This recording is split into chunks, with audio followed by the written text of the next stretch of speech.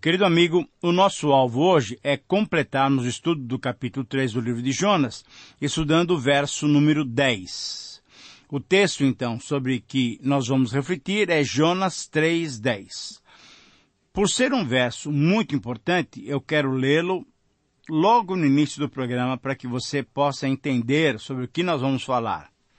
Viu Deus o que fizeram, como se converteram do seu mau caminho, e Deus se arrependeu do mal que tinha dito lhes faria e não o fez. Vamos recordar um pouco mais e vamos ampliar as nossas considerações dos episódios ocorridos até esse momento na história de Jonas. É importante lembrarmos que a experiência no ventre do peixe tinha sido marcante e sufocante para o profeta. Passar 3 dias e 3 noites no estômago de um peixe não deve ter sido nada agradável. Aquela situação tinha transformado Jonas, pelo menos, em um profeta submisso, alguém obediente, alguém que obedecia imediatamente. Ele tinha aprendido que não tinha condições de fugir da presença de Deus. Depois de ter ficado por 3 dias e 3 noites dentro de um peixe, ele se lembrava agora bem das consequências da sua rebeldia e da sua desobediência. Mas Jonas, como muitos de nós, era de uma índole dura, não maleável. Ele tinha os seus conceitos e era difícil que alguém o convencesse. Jonas permanecia com o conflito. Como disse alguém, a dúvida de Jonas não era mais entre a fé e a razão. O seu conflito, a sua luta interior, se dava entre a sua vontade própria e a boa, agradável e perfeita vontade de Deus. Afinal de contas, como é que Jonas reagiria? Jonas deveria escolher valorizar mais o amor de Deus, que fora capaz de perdoar e salvar a ele mesmo, um pecador desobediente que tinha afrontado a Deus, desobedecendo, gerando nele um sentimento de gratidão e de plena submissão e obediência, ou Jonas valorizaria mais o temor produzido pela desesperadora experiência de passar 3 dias e 3 noites dentro de um grande peixe. Experiência essa, decorrente do seu desvio, da sua desobediência, que também o constrangia, mesmo contra a sua própria vontade, a fazer aquilo que Deus agora ordenava. Então, Jonas estava diante de um dilema muito bem expresso através de um dito popular. Manda quem pode, obedece quem tem juízo. Ele, como tantos outros israelitas, não suportavam estrangeiros. Entretanto, Jonas se levantou e foi, mas ele foi a contragosto. Não havia misericórdia no seu coração. Ele teria que pregar sobre o amor, sobre a misericórdia, sobre a compaixão de Deus, que estava disposto a perdoar os ninivitas se eles se arrependessem, mas ele mesmo, instrumento de Deus, em seu interior, não nutria nem amor, nem misericórdia, nem compaixão para com os ninivitas, aqueles gentios pecadores. Surge uma pergunta. Será que Deus pode usar um homem com um coração tão duro para levar as boas novas de salvação a um povo pecador? Deus pode usar esse tipo de instrumento?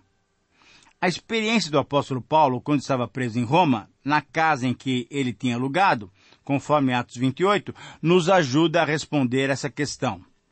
Na carta aos Filipenses, ao escrever essa que foi uma daquelas 4 cartas da prisão, Paulo disse o seguinte: alguns efetivamente proclamam a Cristo por inveja e porfia. Outros, porém, o fazem de boa vontade. Todavia, o que me importa? Uma vez que Cristo, de qualquer modo, está sendo pregado, quer por pretexto, quer por verdade, também com isso me regozijo, sim, sempre me regozijarei, conforme Filipenses 1, 15 a 18. Querido amigo, independentemente do instrumento, a palavra de Deus deve ser anunciada, deve ser proclamada com urgência, pois é uma palavra de salvação. E além disso, certamente essa palavra não volta vazia para Deus, mas sempre fará aquilo para o que ela foi designada. Você pode confirmar isso em Isaías 55:11. Para Jonas, assim como para todos nós, só existem duas possibilidades: fazer a vontade de Deus com amargura ou fazer a vontade de Deus com alegria, obedecer a Deus com espontaneidade. Jonas não queria pregar aos gentios assírios, mas tinha aprendido que o melhor era obedecer a Deus. Ele foi, pregou e houve um arrependimento sincero. E Deus se arrependeu do mal que tinha dito que lhes faria e não o fez. Mas afinal, Deus pode se arrepender? Conforme as palavras de Moisés, registradas no livro de Números, Deus não é homem para que minta, nem filho de homem para que se arrependa. Porventura, tendo ele prometido, não o fará? Números 23:19. Mas enquanto temos essa afirmação, temos outras passagens, também do Pentateuco, registrada por Moisés, que afirmam que Deus se arrependeu. Então se arrependeu o Senhor de ter feito o homem na terra. Gênesis capítulo 6, 6 e 7. Então se arrependeu o Senhor do mal que dissera havia de fazer ao povo. Êxodo 32, 14.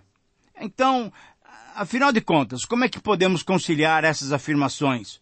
Uma hora Moisés disse que Deus não se arrependeria. E nesses outros textos, Moisés disse que Deus se arrependeu. Como podemos conciliar? Em qualquer estudo de textos difíceis da Bíblia, precisamos primeiro olhar para o contexto. Em Números 23:19, é uma afirmação da fidelidade de Deus em cumprir as suas promessas.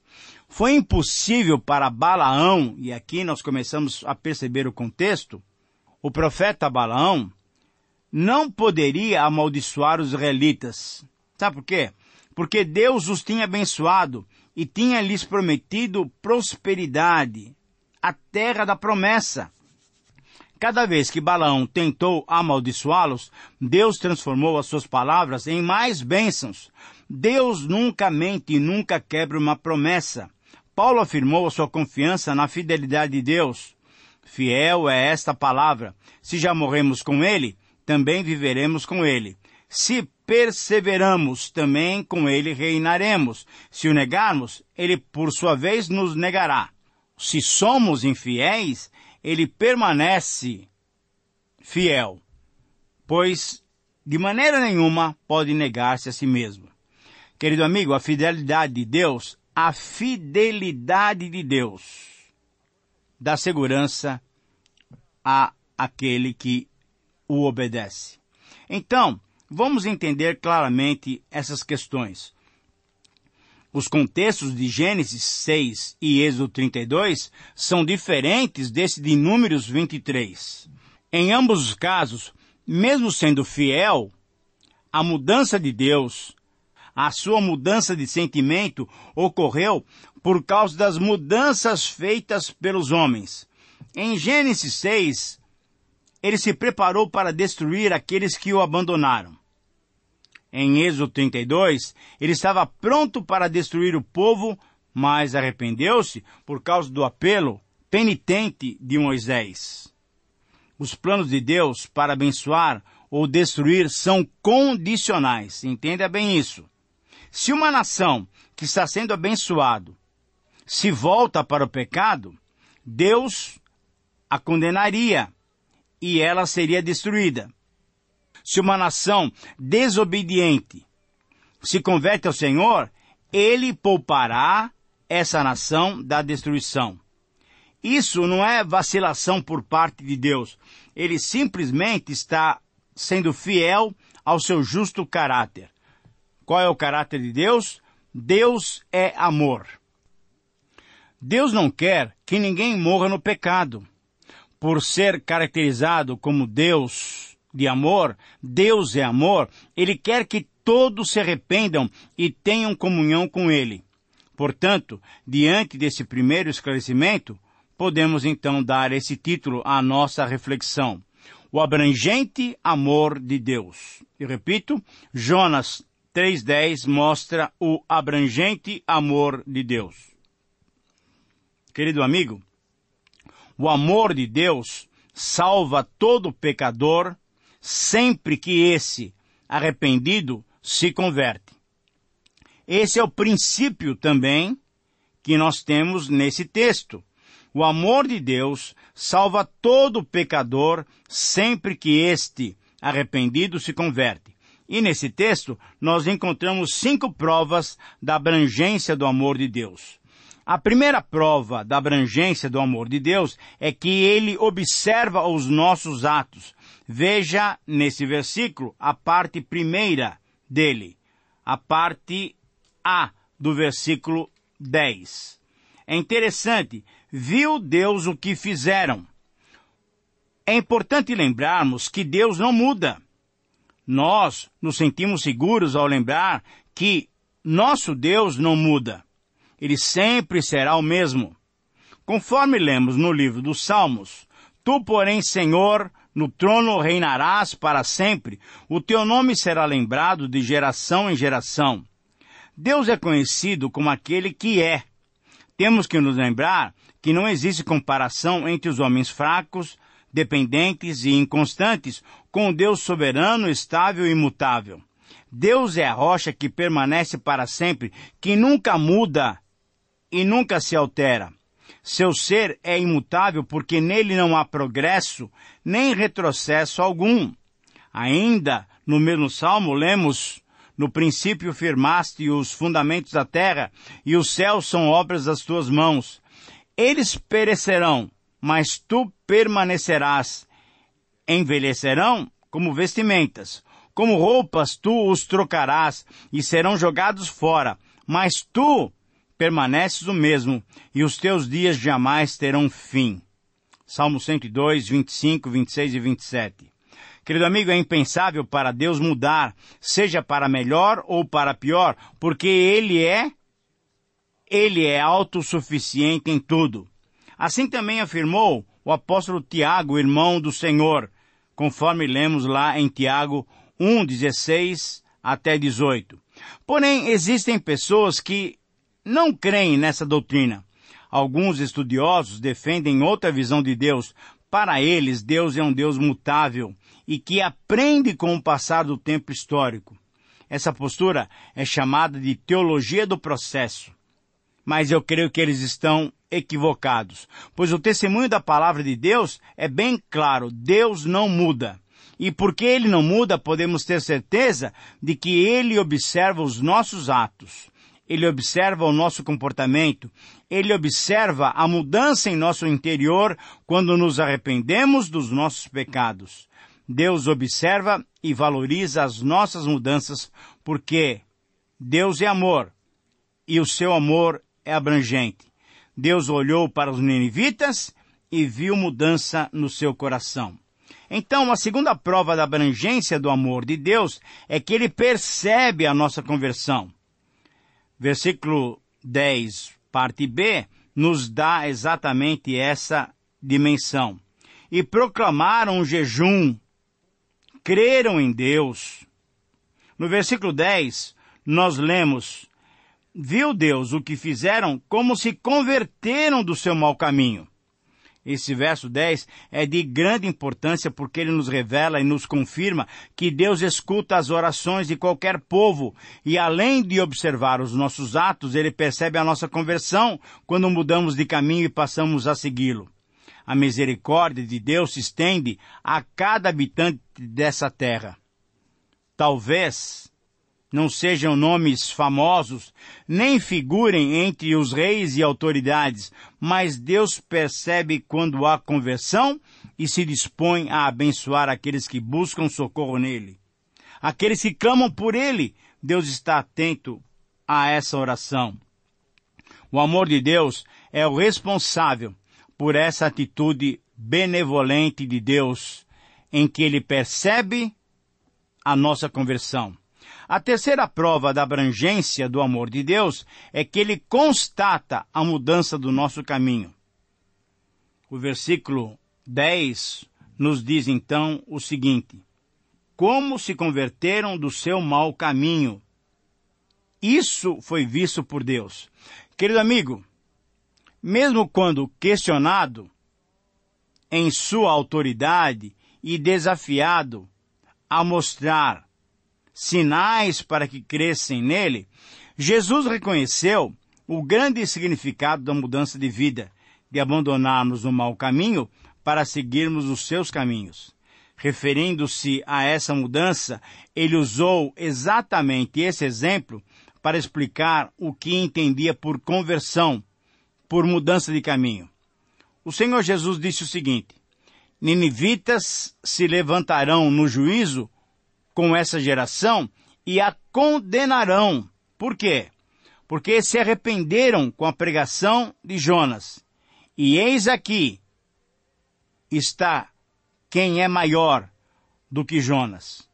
O grande problema dos judeus da época do Senhor Jesus é que eles não se arrependeram como se arrependeram os ninivitas com a pregação de Jonas.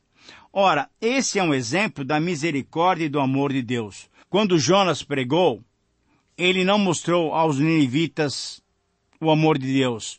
Porém, Deus lhes manifestou profundo amor quando eles mudaram de vida, quando eles mudaram o caminho. É importante que percebamos também que a pregação de Jonas era uma profecia condicional. Na verdade, tudo dependia da atitude e das ações dos ninivitas. Outros profetas também sabiam que Deus poderia desistir do juízo se as pessoas ou a nação mudassem a sua maneira de viver.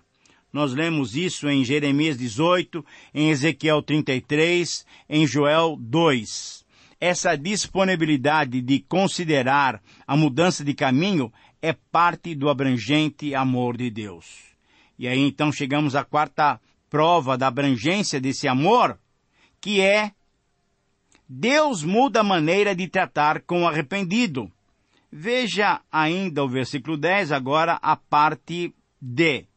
E se arrependeu do mal que tinha dito que lhes faria, e não o fez. Querido amigo, é necessário darmos mais uma palavra sobre a provável mutabilidade de Deus. Nas versões bíblicas, as palavras arrependimento e arrepender-se são traduzidas de dois vocábulos hebraicos, com traduções da raiz hebraica Naham.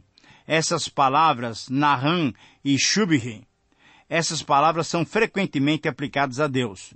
O termo que mais se usa para descrever o arrependimento humano não é Naham, mas sim Shubhi, que significa girar ou retornar. Esse termo significa deixar o pecado e voltar-se para Deus. Deus é imutável e não pode arrepender-se. Não pode arrepender-se como homem.